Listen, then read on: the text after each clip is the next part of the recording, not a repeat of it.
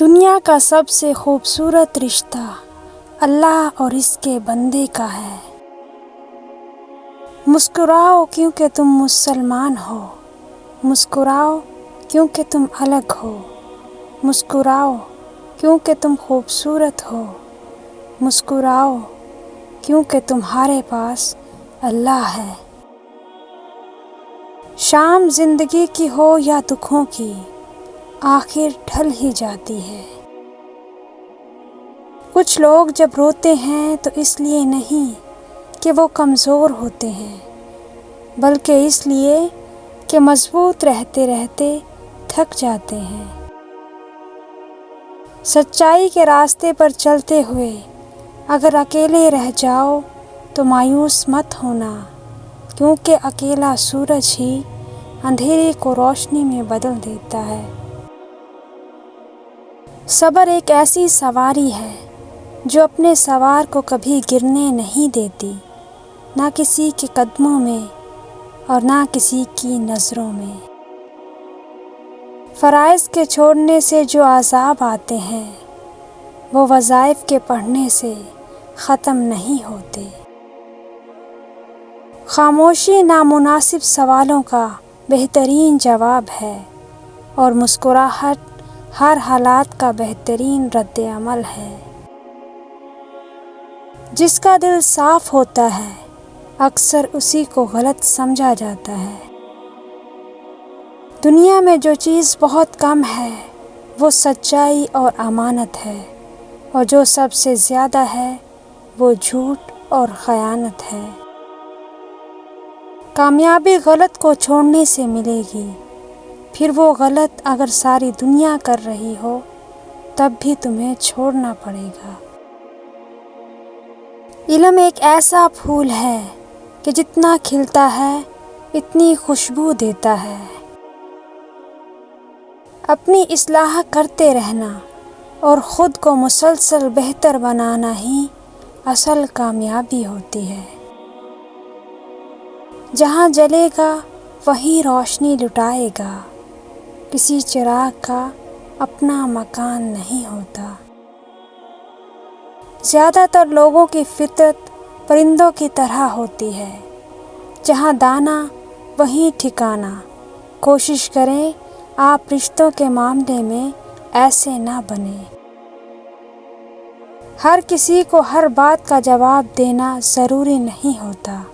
بہت سی جگہ پر واقعی دل بڑا کرنا پڑتا ہے، درگزر کرنا پڑتا ہے۔ ہر کوئی نہیں سمجھتا آپ کو اور ہر کسی کو آپ سمجھا نہیں سکتے۔ اپنی صحت و تندرستی کا خیال نہ رکھنا اللہ کی ناشکری ہے۔ اچھی نیت والوں کو سکون ڈھونڈنا نہیں پڑتا، ان کے دل کسی نکھری صبح کی طرح اجلے اور پرسکون ہوتے ہیں۔ تہجد کی لگن ایک بار جسے لگ جائے پھر اسے دنیا کی محفلوں میں سکون نہیں ملا کرتا۔ خدا کو کوئی آواز اتنی محبوب نہیں جتنی طلبگار کی صدا۔ سوال و جواب سے شناسائی بڑھتی ہے، اور جہاں پر کوئی تعلق نہ ہو وہاں پر شناسائی بڑھنے سے گریز ضروری ہے۔ لوگوں سے بدلہ لینے کی بجائے انہیں معاف کر دیا کریں۔ معاف کرنے سے اطمینان قلب میسر آتا ہے۔ دین عبادت سے شروع ہوتا ہے اور اخلاق پر مکمل ہوتا ہے۔ اپنی زندگی میں ایسے دوست شامل کرو جو سایہ اور آئینہ بن کر تمہارے ساتھ رہیں، کیونکہ آئینہ جھوٹ نہیں بولتا اور سایہ ساتھ نہیں چھوڑتا۔ منزلیں بہادروں کا استقبال کرتی ہیں، بزدلوں کو تو راستوں کا خوف ہی مار دیتا ہے۔